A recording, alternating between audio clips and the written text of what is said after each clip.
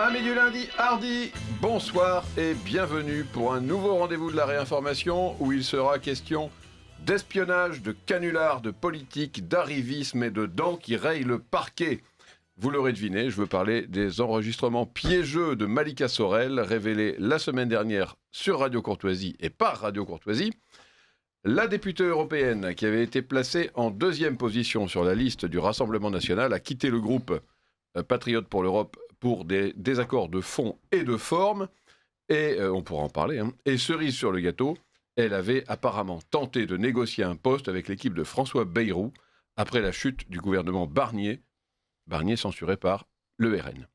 Nous colporterons donc éhontément tous les ragots qui circulent sur elle au Parlement européen, et qu'elle n'a pas encore démenti malgré notre appel, et surtout nous nous demanderons quelle mouche a piqué les dirigeants du Rassemblement national pour offrir une telle place à une personne avec une réputation déjà aussi solidement établie et qui n'était pas tout à fait formidable, cette réputation.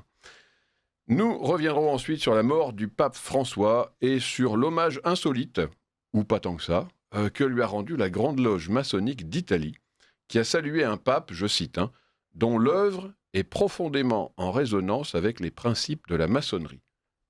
Je répète, dont l'œuvre est profondément en résonance avec les principes de la maçonnerie. Alors si c'est eux qui le disent, c'est peut-être vrai. En toute bienveillance, en tout cas, et avec tout le respect qui lui est dû, nous reviendrons une dernière fois sur le bilan de François, et nous nous demanderons s'il était bien aussi progressiste que l'assure la Grande Loge d'Italie, sans raison valable de les traiter de menteurs, mais ce sera à vous de me le dire. Terrorisme ensuite, nous évoquerons l'attentat dans un lycée de Nantes, où un fanatique a perpétré une attaque au couteau qui s'est soldée par une morte et 3 blessés graves.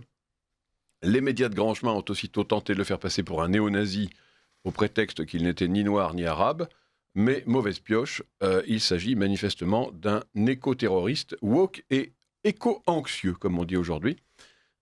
Immigration, pour continuer, avec le Royaume-Uni. Le Royaume-Uni qui décide de reprendre le contrôle de ses frontières et de pratiquer une immigration choisie, et paf, je vous le donne en mille, l'interdiction de séjour est tombée, et elle est tombée sur Renaud Camus. Renaud Camus, qui devait participer à un colloque en Angleterre, et les autorités britanniques l'accusent d'être un risque de trouble à l'ordre public à lui tout seul.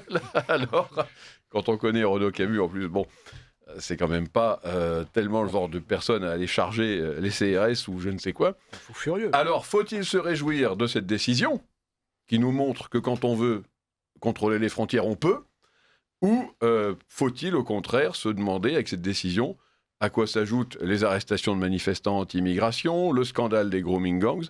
Est-ce que l'Angleterre est perdue pour l'humanité ou au moins pour la civilisation européenne? Le Royaume-Uni est-il devenu un proto-califat? Là encore, vous répondrez dans un instant.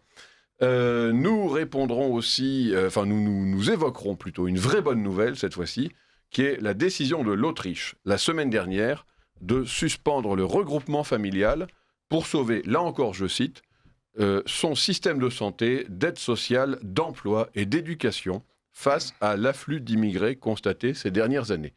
C'est joliment dit, c'est bien dit, et ça pourrait peut-être donner des idées. Alors, pour parler de tous ces sujets, j'ai la joie et l'honneur d'accueillir les gorges profondes de la réinformation, vous savez, ces informateurs secrets qui avaient conduit à des scandales presque aussi importants que celui de Malika Sorel. Donc, Richard Dessès, directeur de la rédaction de Radio Courtoisie. Bonjour.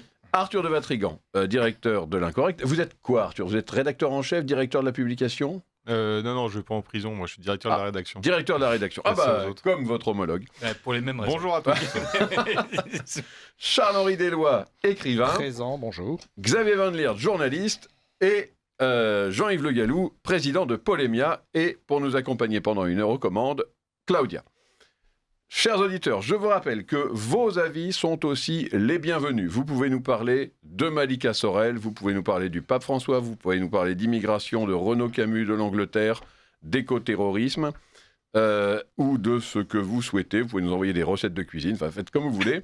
Vos messages seront lus dans la mesure du possible si vous les adressez à courtoisie@rc.fr si c'est un courriel, courtoisie@rc.fr, ou si c'est un appel téléphonique, vous serez écouté par Solange au 01 46 51 00 85, 01 46 51 00 85.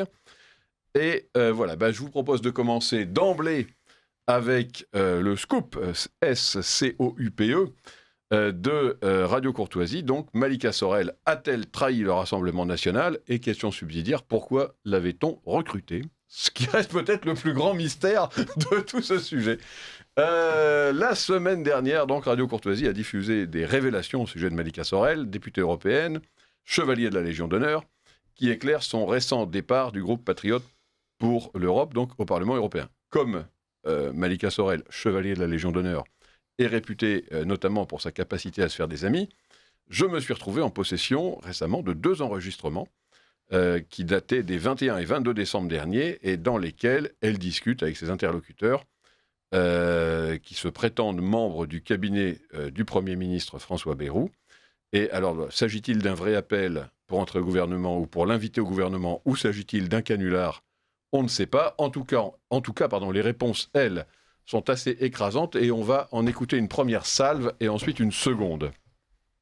Alors le Premier ministre m'a demandé de vous contacter car il a pensé à vous pour un poste de secrétariat d'État chargé de la citoyenneté et de la lutte contre les discriminations. C'est le poste qu'occupe jusqu'à présent Othmane Nasrou auprès de Bruno Retailleau. En tout cas, je suis très très très touchée. Ça, c'est très important. Quelle que soit la réponse que je vous donnerai, je veux que vous le transmettiez au président de la République. Je suis très très touchée. Quand je dis touchée, c'est pas personnellement, c'est au vu du combat que je mène depuis maintenant si longtemps. Je suis sur la même longueur d'onde, c'est-à-dire qu'il faut de la stabilité. Il faut que, si je me suis toujours battue pour cela, il faut que tous les partis apprennent à travailler ensemble, quel que soit encarté ou pas, j'entends, c'est-à-dire travailler pour l'intérêt général et non pas pour des intérêts partisans. Est-ce que vous auriez d'autres questions, des attentes, des demandes particulières? Oui, ce serait Place Beauvau. Où est-ce que je serais basée? Vous dépendrez de la place Beauvau, oui, directement. Oui. D'accord. C'est pas quelque chose qui se refuse si facilement, je vous le dis. Si je venais à refuser, c'est parce qu'il y a une instabilité. Oui, on entend bien. Vous comprenez que si j'étais parlementaire française, le gouvernement est renversé, je retrouve mes fonctions pour pouvoir agir. Là, si ce n'est pas du tout le cas. Si le gouvernement est renversé, j'ai perdu ma capacité d'agir directement auprès de commissaires européens et directeurs généraux qui sont directement en dessous de Van der Leyen sur les questions éducation-culture et qui sont absolument réceptives au message que je porte et qui est un message important, y compris pour les autres pays européens. Alors, nous voilà dans le studio après cette première salve. Alors, ensuite, on aura sa réponse définitive, donc qui aura lieu le lendemain, 22 décembre. C'est une voix truquée, là? Ah, manifestement, oui, la voix de la personne qui parle, enfin de l'interrogateur. Oui, non, c'est une voix. Après, on diffuse ce qu'on nous envoie. Mais bon, j'imagine que les gens qui l'ont fait n'ont pas vocation à se faire connaître. Non, mais je me demandais si c'était la. Non. Une voix si grave comme ça. Non, c'est une voix maquillée. D'accord. Alors, en tout cas, voilà, qu'est-ce que ça vous évoque, messieurs? Est-ce que quelqu'un veut commenter ces enregistrements de Malika Sorel? Richard de Sèze. Le plus étonnant dans la manière dont Malika Sorel a réagi, c'est de considérer que Emmanuel Macron est quelqu'un de bien et que Emmanuel Macron assure en fait l'unité du pays. Parce que c'est ça ce qui est sous-jacent en fait. Si elle est flattée que le président pense à elle, c'est au nom de l'unité du pays qu'il défend au-delà de tous les clivages. Or, on n'a jamais vu un président être à ce point-là et aussi fermement opposé au Rassemblement national au point de prendre régulièrement la parole pour expliquer que le Rassemblement national est composé de tchandalas qui ne doivent apparaître nulle part, contre lesquels il est légitime de construire un front républicain, à qui on demande de n'assister à aucune des commémorations officielles quand il s'agit de faire rentrer au Panthéon un communiste ou quelqu'un dont les combats ont eu l'heure de déplaire au Rassemblement national et généralement à l'immense majorité des Français. Et donc, il y a vraiment chez elle une espèce de respect confondant pour l'ordre républicain, pour l'institution républicaine. Il y a une espèce de désir malsain d'être respectable. C'est absolument stupéfiant. Elle précise régulièrement à tout le monde, parce que je vous raconterai tout à l'heure, elle m'a demandé la tête d'un journaliste de Radio Courtoisie, et elle n'oublie pas dans un SMS de signer à plusieurs reprises chevalier de la Légion d'honneur. C'est pour ça que je me permettais de me moquer un peu d'elle. Mais c'est phénoménal. Elle aime bien ces titres parce que quand elle avait candidaté, avant qu'elle soit sur la liste du RN, elle avait fait acte de candidature à Emmanuel Macron pour un poste de ministre. Et elle l'avait bombardé de SMS. Et le premier, d'après le Canard enchaîné, c'était je suis polytechnicienne d'Alger, major MBA Sciences Po Paris, j'ai co-dirigé telle chose et telle chose et telle chose, donc je suis un exemple pour des millions de Français, donc embauchez-moi. Dont le magazine de maternelle en première section. Ah, mais ça tout le temps en avant. Elles ont fait tout ça. Enfin, je veux dire, c'est. Oui, alors, polytechnicienne d'Alger, c'est un peu ingénieur étrange. polytechnique Alger. Oui, mais donc Sciences Po Paris, et ensuite elle part... Non, major de la promo, major de promo MBA Sciences Po Paris, c'est expliqué. Et ensuite, donc, elle part faire Polytechnique à Alger. C'est assez ballot, d'habitude, c'est l'inverse. Elle a commencé par Ouais. Polytechnique Alger, puis je parle chronologiquement dans son SMS.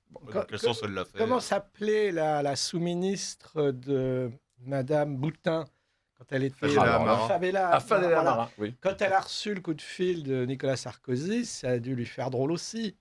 Oui. Vous voyez ce que je suis pas pour la défendre, je suis pas son avocat, mais enfin le discours respectueux, c'est normal. Elle n'a pas crié à la gueule, ta gueule, j'ai pas envie d'être ministre. Non, mais en fait, moi, ce que je trouve rigolo, ce sont les arguments qu'elle emploie pour se dire qu'elle réfléchit. Alors, elle se laisse une porte de sortie. On a Xavier Van Lierde qui voulait rebondir. Xavier Van Lierde. Non, mais je pense que dans sa façon de répondre, elle rationalise simplement son élan spontané, qui est celui simplement, je pense, d'une gamellarde. Et je pense qu'en glosant autour de cette conversation, on risque de tomber dans ce même piège. C'est-à-dire se demander si ça révèle des accointances politiques, une admiration pour Macron, un sentiment républicain. Non, pas du tout, pas du tout. Simplement, on lui propose un joli poste, quelque chose qu'elle pourra accrocher à son collier, comme d'autres y mettent des dents de requin en quelque chose, un ornement de plus dans sa carrière, probablement aussi des émoluments importants. Et ensuite, pour ne pas paraître trop obscène, moi ce que je ressens, c'est qu'elle habille tout ça de justifications qui viennent en réalité après, mais qu'elle ne peut pas résister aux honneurs et à une situation avantageuse, tant et si bien d'ailleurs. Et c'est ça le plus sidérant dans cet entretien, qu'elle fait la balance, elle pèse les risques. C'est-à-dire qu'il n'y a pas un grand élan. C'est pas Bonaparte au pont d'Arcole qui brûle ses vaisseaux pour sauver l'unité de la nation. C'est quelqu'un qui se dit « Ok, je peux conquérir tel poste, mais en même temps, je risquerais de le perdre. » Donc, c'est parfaitement pathétique. Et du coup, en fait, c'est vertigineux. Parce que au-delà de Malika Sorel... C'est ce que je me suis dit, pour être honnête. Au-delà de son cas propre, immédiatement, on en vient, en fait, ça jette une lumière extrêmement crue sur la façon dont fonctionnent nos institutions et la vraie utilité, en réalité, de tous ces hauts conseils, parce qu'elle réclame... Attendez, ça c'est après. C'est après. On vous le fera écouter. Je garde ça pour après. Gardez vos munitions. Jean-Yves. Oui, moi, ce que je trouve le plus critiquable dans cette affaire, c'est l'attitude du Rassemblement national, qui l'a choisi pour la présenter en place d'honneur, deuxième place. Alors ça aussi, on y reviendra. Vous en allez revenir après. D'abord, si vous voulez, dans ce cas-là, on écoute la fin des enregistrements et on y revient juste après. Parce que moi, ce qui m'a surtout choqué, c'est effectivement ce micmac où elle se dit, en gros, ce qui m'a semblé important, c'est quand elle dit, vous comprenez, je ne suis pas députée nationale, parce qu'en gros, si elle renonce à son mandat, elle n'est plus ministre, elle revient à l'Assemblée. Si elle est députée européenne, qu'elle renonce à son mandat, eh bien, ensuite, c'est le suivant dans la liste qui prend le poste et elle perd définitivement son... Oui, c'est même pas suppléant. C'est le suivant de liste. Le suppléant, c'est à l'Assemblée nationale, mais c'est le suivant de la liste. Comme c'est un scrutin de liste. Elle est très scientifique, elle fait un calcul Elle fait un calcul, oui, mais elle l'assume avec un cynisme maquillé de patriotisme délirant, du genre, vous comprenez, si je perds ce poste qui est extrêmement important pour parler directement au commissaire européen, t'as envie de dire, mais tu te fous de ma gueule. Alors, écoutons la suite et revenons-y. Je pense que je pourrais rendre service, c'est de présider une agence. Vous vous souvenez, le Haut Conseil d'intégration avait été dissous. Oui. Il y a une importance de recréer une structure qui soit rattachée directement au président de la République sur ces questions stratégiques ou au Premier ministre. Et à ce moment-là, ça me permettrait d'avoir une situation moins risquée et de travailler tout autant et même davantage parce que je rendrai directement compte, que ce soit au président de la République ou au Premier ministre ou les deux. C'est ce que nous faisions à l'époque lorsque j'étais au Conseil d'intégration. Ça me met dans une grande difficulté. Donc, je voudrais que vous remerciez de ma part le Premier ministre. Dites-lui que la décision me coûte et que je suis profondément malheureuse parce que je sais que je pourrais apporter beaucoup, mais que j'ai une situation actuelle personnelle qui ne me permet pas d'accomplir, de faire un tel saut dans le vide. Alors qu'au même moment, je dispose d'une situation pérenne qui me permet de travailler au Parlement européen. Donc je suis vraiment... j'en suis très très malheureuse, c'est la mort dans l'âme que je prends cette décision. Je reste disponible pour aider, mais hors gouvernemental, pour réfléchir, pour aider, pour conseiller. Je le ferai bénévolement, je reviens à Paris régulièrement. Et vous lui dites que je renouvelle mon intérêt pour plus tard, hein, quand s'il arrive à tenir, et je le lui souhaite vraiment de tout cœur pour la France, mon intérêt à présider une agence ou un haut conseil qui pourrait éclairer l'action gouvernementale sur ce sujet stratégique de la citoyenneté. Et voilà. Alors là, c'est la position stratégique de Malika Sorel, donc je sais pas si... Alors, vous êtes dur parce qu'ils font tous un peu Charles-Henri ça, Deloy. c'est-à-dire que si ils refusent... Oui, mais ils on leur m'envoient dit- pas tous l'enregistrement, si vous voulez. Oui, au moins ils vérifient qui les appelle. Mais ce que je veux dire, c'est qu'ils ont tous cette excuse de dire « Ah, mais jusque-là, on me reprochait de n'avoir que le ministère de la parole. Pour une fois que je vais pouvoir agir... » Alors, je suis pas dupe, hein, je sais que tout ça... Bah, c'est-à-dire, ce qui transpire, c'est quand même l'arrivisme, non? Qu'est-ce que vous voulez? Ils sont tous un peu arrivistes, sinon... L'argent surtout. Là. Je termine. C'est pas un poste honorifique. Ce sont des postes, effectivement, qu'il faut quand même... Ça fait miroiter une vie quand même assez confortable. Mais ce que je veux dire, c'est qu'il y a bon, la mauvaise foi, c'est de dire, oui, bon, je fais ça pour... je fais don de ma personne, etc. etc. Bon. Mais je me souviens de Raymond Barre, alors c'était un autre temps que les moins de 20 ans n'ont pas connu, mais n'empêche qu'il avait un argument qui était quand même recevable, et puis c'était Raymond Barre, c'est que il voulait pas être maire de Lyon parce que bon maire pour le coup c'est un sacerdoce, et au moment des élections municipales alors je me demandais plus, ça devait être dans les années 1989 par là. Il ne voulait pas se présenter alors que c'était une personnalité qui avait toutes les chances de remporter la mairie de Lyon. D'ailleurs, il l'a été, maire de Lyon. Et il y a une dame qui était plutôt centre-droit, qui l'avait apostrophé dans la rue, qui lui a dit « Monsieur Barre, ça fait des années que vous dites que Lyon est mal géré, qu'il faudra un bon maire, etc. Vous ne vous présentez pas, vous nous laissez tomber. » Et Raymond Barre a dit « Mais c'est vrai, j'ai réfléchi qu'en fait, je me dégonflais. » Enfin, il n'a pas dit dans ces termes-là. Oh, puis ça n'aurait pas été vrai. C'est difficile. Oui, non, justement, il a été plein d'air. Oui, mais justement, se dégonfler. Alors, vous voulez dire, quelqu'un qui a déjà été Premier ministre, ça va, il a une retraite assurée, il n'a pas besoin matériellement d'être maire de Lyon pour bien vivre. Mais n'empêche que son argument, pour le coup, était de bonne foi en disant, oui, j'ai m'astreint à être maire pendant 6 ans, pour gérer le merdier, et c'est recevable. Alors, elle s'est prise de façon un peu gauche, parce qu'évidemment, du genre, je suis la meilleure, je suis la mieux placée, etc. Mais qui ne le fait... Bayrou, il a fait ça un peu à sa manière. Ah, mais on le sait, c'est un centriste. Le commissaire au plan de Bayrou, il a fait ça. Mais est-ce qu'elle n'aurait pas pu simplement dire « non, je suis au RN et je vous ennuie et je vous traîne dans la boue pour votre proposition indécente et dégoûtante et je reste fidèle à mon parti ». Avocat de la défense, un parti n'est qu'un moyen. Ce n'est pas une fin en soi. C'est ce que l'avait dit Jean-Marie Le Pen. Je ne suis pas président à vie du Front National. Je serai peut-être un jour président de la République. Ah, mais dans ce cas-là, il fallait qu'elle démissionne de son poste de député. Il était extrêmement critique quand il le disait, d'ailleurs. Oui, en plus, oui. Jean-Yves Le Gallou. Oui, mais en l'occurrence, elle a une certaine constante.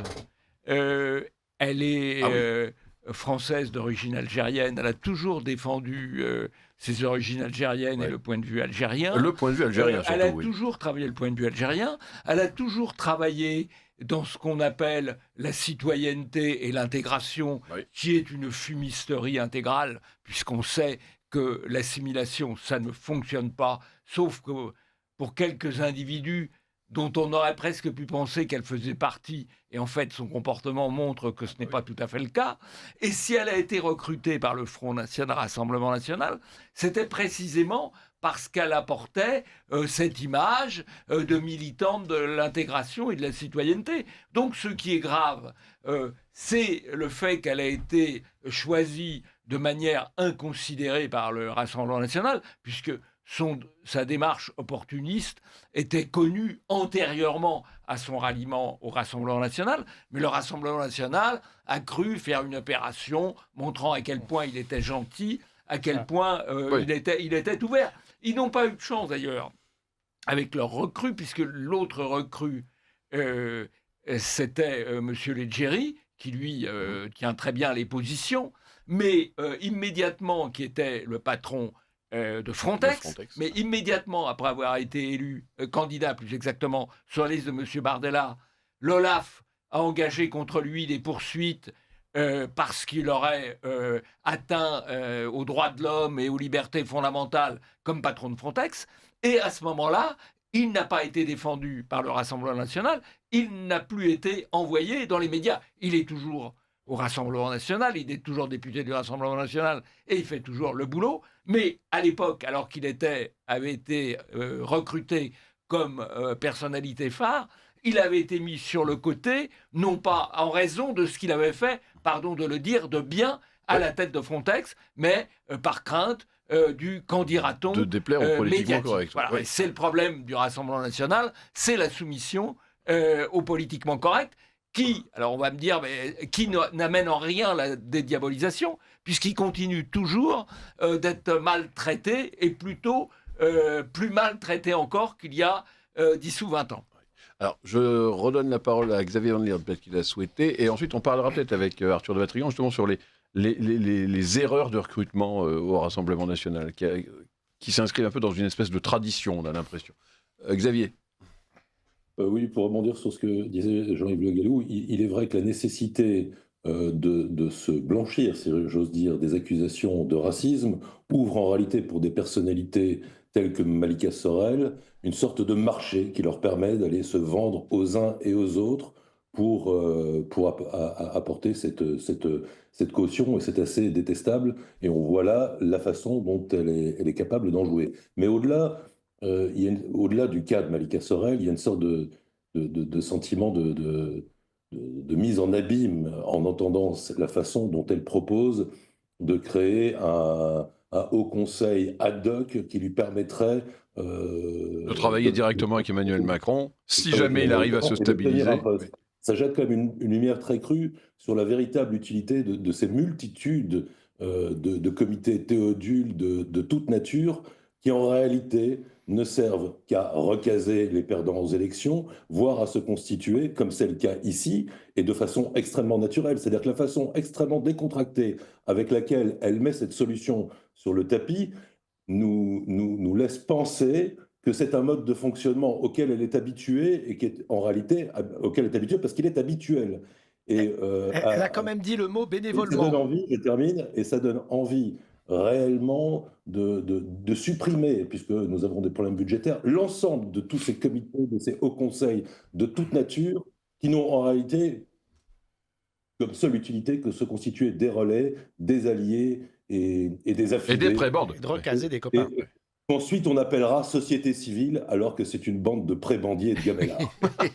Alors, il est vrai qu'à un moment, elle parle de bénévolat, mais pour conseiller Macron. Et ensuite, en revanche, quand elle parle de la création, et elle dit, mais et rappelez-lui que je suis candidate pour... moi, elle dit bénévolement. À un moment. Oui. Non, je vous rassure, j'ai eu les 2 enregistrements entiers. Elle met en avant systématiquement le fait d'avoir une situation. Donc avoir une situation dans sa bouche, c'est pas une situation bénévole. C'est pour garder un lien. Je refuse à mort dans l'âme parce qu'en fait, comme le gouvernement va sauter, je vais pas devenir secrétaire d'État pour 2 mois. C'est exactement ça. Mais par contre, l'agence, probablement, vous avez dit oui, mais c'est pas ça le sujet. Donc elle dit, bon, je veux bien revenir quand même bénévolement parce que je fais de passage à Paris de temps en temps, donc vous m'organisez un café avec le président. Et puis repenser à mon idée de créer une agence, ça c'est comme le plan Pépou, c'est que je suis peinard en CDI payé très très cher pour rien faire, et je suis en ligne directe avec le président pour l'engueuler ou écrire des tribunes en disant conseillère spéciale du président. Donc, et chevalière de la Légion d'honneur. En plus. Le CESE, voilà, elle a fait une candidature spontanée, mais tout le monde a compris. Quoi. Bon, elle aimerait être au CESE. Bah, c'est ça, oui. Alors, ce qui est marrant, c'est que moi, je me suis demandé pourquoi je m'étais retrouvé avec ces enregistrements, parce que c'est quand même assez comique. Pourquoi c'est en fait, c'est parce qu'elle a réussi à se faire suffisamment d'ennemis à un rythme frénétique. Par exemple, on sait que le député Alexandre Varro a été assez choqué de se retrouver avec son sac à main sur les bras. Elle l'a forcé à porter son sac à main. Il y avait des attachés parlementaires qui n'étaient même pas les siens, mais qui étaient des attachés parlementaires du groupe pour des délégations, qu'elle obligeait à porter ses valises. Alors, c'est peut-être le seul truc qu'elle ne porte pas. Voilà, elle est algérienne, mais elle n'est pas porteuse de valises. C'est une certitude. Oh bah et oui, elle mais confie c'est des élégant valises de de 20 De kilos. porter les valises d'une femme, Non, ça mais- fait partie de la courtoisie. Sauf que ce sont des filles qui portaient ces valises. Donc c'était pas tout à fait pareil.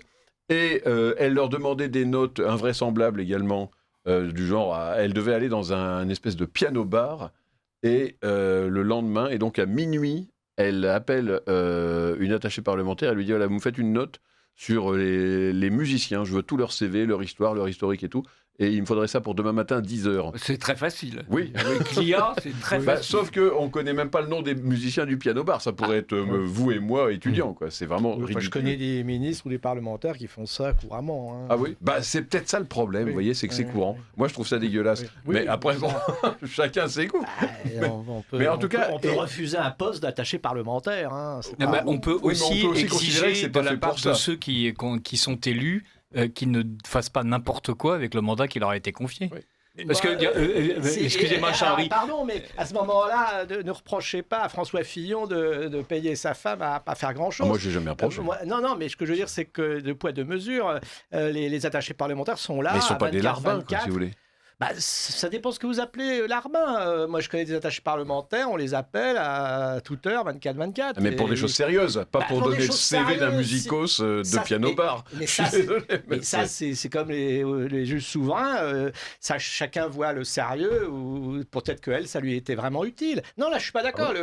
J'ai l'impression que l'attaché votre rôle d'avocat de la défense un peu vous entraîne. sur la Bientôt, vous allez Pas nous tous. expliquer à quel point cette femme est admirable et que tout ce qu'elle fait est frappé au coin du bon sens et du bien commun. Ben, le fait de défendre Malika Sorel au Pas tous moment d'un où elle coup. demande les CV de musiciens dans un piano-bar en nous expliquant que c'est Je les- défends pas Malika Sorel. Bah je si. dis non, je dis simplement Alors. qu'un attaché parlementaire, ça n'a rien. Bon, les de- attachés parlementaires de sont des choquant. larbins, d'accord. de Mais quand, choquant par exemple, qu'on elle vous appelle explique... à minuit, moi, Quand elle explique Ça contre va la être vie... pour faire quoi? C'est pour apporter une capote parce qu'il lui manque? Non, Oui. c'est un larbin. Oui, Non, le but on est l'a- de travailler pour ce pourquoi ils ont été élus. Oui. Donc qu'ils fassent des notes sur un projet de loi, sur une commission étonnante ou sur l'ingérence de tel ou tel pays au sein de l'Union européenne, évidemment. Si c'est pour rendre service et des services personnels, bah non. Bah oui. Ouais, Et c'était alors, peut-être pas un service personnel. est-ce pourquoi un que... service personnel si, c'était vraiment elle qui allait se faire une petite soirée. Un pianiste dans un Euh, piano-bar, bon. Est-ce Peut-être qu'elle que, voulait dans en ce faire cas-là, un vous, assistant parlementaire. est-ce que vous considérez que c'est plus grave lorsqu'elle se prononce contre la libération de Boualem Sansal en expliquant que son parti a tort de réclamer cette libération? Bien sûr. Ah, Ça, bon. c'est quand même une Ça lui a pas- position. Ça lui a pas valu que des amis. Parce Et- qu'elle a la double nationalité, je pense. Alors, Donc je elle se pense met- que oui, je suis Non. pas certain. Mais en Non, tout c'est cas, ça, parce elle que a qu'est-ce des qu'elle origines a derrière algériennes. Si elle est algérienne, elle a forcément Oui. une double nationalité. Je pense que c'est ça. Même malgré elle. Voilà, Oui. je pense que c'est ça derrière. Parce que là, je vois pas effectivement qu'est-ce qu'il est Non, mais ce profilé, qui a été choquant dans Bah, Malika peut-être aussi qu'elle Ce a une qui a bonne été position au choquant Parlement européen. chez Malika Et que, Sorel, bon, je ne sais pas, hein, c'est mais qu'elle pourquoi a elle défend tenu- les positions elle a- algériennes Il y a elle peut-être des a raisons. tenu des positions contestables, y compris pendant la campagne, avant même oui. d'être élu. Avant même d'être élu, des positions contestables, mais qui correspondent à toute son identité, toute Mais son oui. idéologie, avec effectivement une sensibilité algérienne très forte et la théorie, même pas d'ailleurs de l'assimilation, mais de l'intégration, c'est-à-dire des politiques consistant à aider les étrangers, les immigrés présents en France, sans être très exigeants à leur égard. Ouais, alors j'ai un argument qui Oui. va ramener Oui, Charles-Henri à vous nous. accablez cette Elle pauvre a femme. accablé une pauvre dame qui avait un décolleté trop plongeant à son goût. Et elle l'a Ça veut injurié. dire quoi, Oh, c'est une accabler jalousie de bonne foi. Bah, c'était Oui. une histoire d'Assemblée nationale où elle a contesté, je crois, la tenue d'une Oui. dame. J'ai oublié qui c'était pour être honnête. Je ne sais pas si c'était de son parti, mais je crois que c'était une fille Oui, de bah, son comme propre parti effectivement, à qui elle a dit mais qu'est-ce enfin, que c'est que ce décolleté de enfin, salope les ou un truc de crêpages ce de genre. Ce qui est chignon, quand même phénoménal. les crêpages de chignon. Oui, mais ça, c'est pas politique. c'est Ah pas- non, c'est pas- Charles-Henri c'est Deslois, pas- vous êtes de mauvaise foi. Parce que quand Ouais. c'est Depardieu qui met la main au cul, il faut tout lui pardonner. Mais quand c'est Ouais. Malika Sorel Non. qui condamne un décolleté, là, vous trouvez qu'elle a raison. Vous placez la pudibonderie. J'ai pas dit qu'elle a raison, j'ai dit c'est du crêpage de chignon. Bah, je veux dire, une femme critique une autre femme sur ce vêtement. Toutes les femmes font ça. Oui, mais là, c'est un acte Bah, je veux politique dire. quand même, si vous voulez. On ne Je- critique pas les gens de son Arrêtez, parti. C'est pas politique. Ah, si. Enfin, Bah, on critique la pas politique. son Mais parti. rien n'est politique. Non, rien n'est Bah non, politique. mais ça, vous êtes une chaisière, vous aussi. Vous savez quel est le meilleur parti politique? C'est le soutien-gorge, il soutient la droite et la gauche et il empêche le ballottage. Bon, c'est des blagues de CM2. Mais n'empêche que... CM2, je suis pas sûr. Toujours cette précocité insensée, cher Charles-Henri. Très précoce. Mais je plaisais aux vieux messieurs.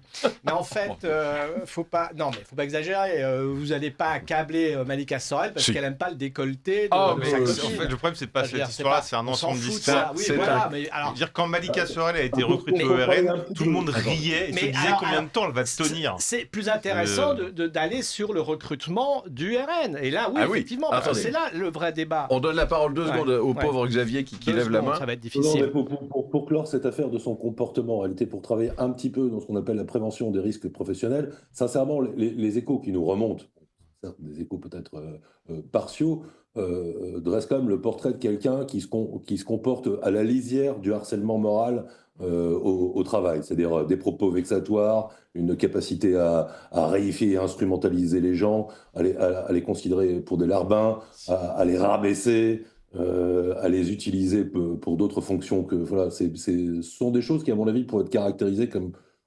approchant le harcèlement moral ou le constituant même. Franchement, mais effectivement, ce n'est pas le sujet. Non, le vrai sujet, effectivement, c'est qu'est-ce qu'elle fichait au Parlement européen. En fait, on sent quand même quelqu'un extrêmement égocentré et pour laquelle, finalement, tous les idées, les autres, l'ensemble de ce qui l'environne compte beaucoup moins que son désir et son bon vouloir. Mais ça fera N'oubliez pas qu'elle est chevalier de la Légion d'honneur. Ça fera une très bonne transition avec le sujet suivant parce que les gens qui sont bons. Ah 2 secondes. Non mais les gens qui sont le contrôle de l'émission, le qui sont bougre. pleins de bonté avec l'extérieur sont en général épouvantables avec leurs proches. Oui, vous nous parlerez du pape François dans pas longtemps. Oui. Mais là, on avait parlé avec Arthur de Vatrigan de la tendance un peu fâcheuse parfois au RN ou au FN avant de réunir, de recruter des gens vraiment un peu n'importe comment, pour dire les choses simplement, et d'avoir à le regretter ensuite. Est-ce que vous avez une idée? Non, mais ils veulent des prises de guerre. Non, ça c'est Nicolas Massol, le DRH. Non, mais pourquoi C'est des prises de guerre pour dédiaboliser. Et moi, je pense, chez Malika Sorel, je me demande s'il n'y a pas eu un petit complot derrière, parce que le nombre de personnes opposées au RN qui sont frottées les mains quand ils ont su que Malika Sorel avait accepté d'être que numéro 2, parce que sur la liste des numéros 2, il y en avait sur la liste, la numéro 2, numéro 3, numéro 4, je ne vous raconte pas le nombre de CV qui sont passés, quoi. Et des CV plus absurdes les uns que les autres. Et là, Malika Sorel, je me demande si ce n'est pas certains ennemis qui ont poussé dans les bras du RN en disant prenez-la, elle va être très bien, en convainquant Malika Sorel d'y aller. Parce que on est le nombre de messages que j'ai reçus quand elle a signé ou que ça s'était publié de on va bien rire maintenant. Bon, c'était pas anodin. Mais après, malheureusement, c'est la stratégie de la diabolisation. Le mieux pour se diaboliser, c'est de prendre des prises de guerre de personnes soi-disant honorables, irréprochables. En plus, Malika Sorel, elle cumule tout, parce que dès qu'on l'attaque, elle dit « Ah, vous dites ça parce que je suis une femme et qu'en plus, je suis algérienne, donc c'est du racisme. » Elle passe son temps à le dire. Donc, c'était une stratégie comme ça. Le problème, c'est que pourquoi pas? Mais il faut pas prenez pas une bipolaire dans ces cas-là, parce qu'on le sait qu'elle est dingue, Malika Sorel. Enfin, c'est pas la première. On a eu Charles de Gaulle aussi.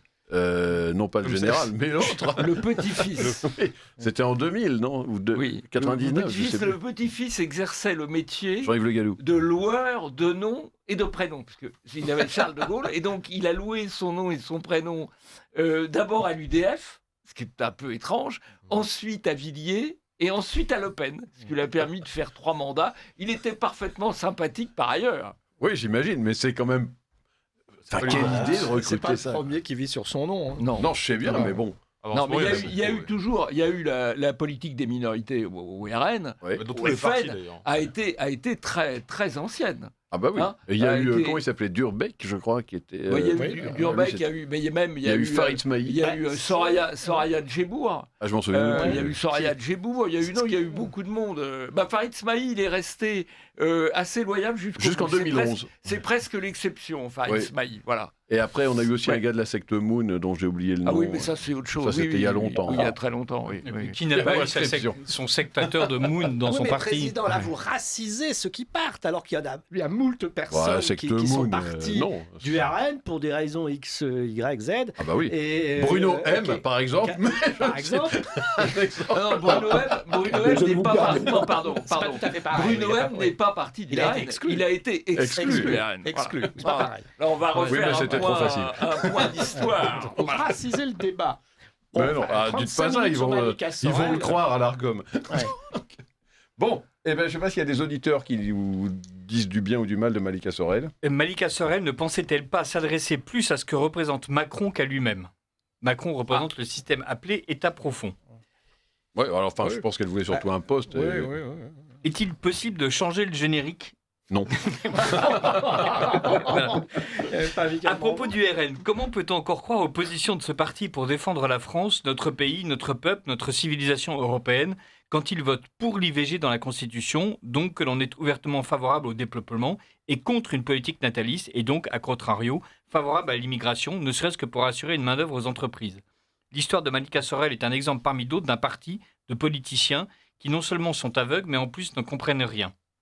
C'est un peu sévère, là. Ça doit être un électeur d'Éric Zemmour, mais bon, Messieurs, j'adore votre travail d'information et je viens de vous virer un petit viatique sur votre compte. Oh, Je me permets de rajouter ce que j'ai lu sur Wikipédia. Polytechnique Algérie est classée par le US News and World Report au 73e rang du classement régional 2016 des universités arabes. Il n'y a pas de quoi crier au génie.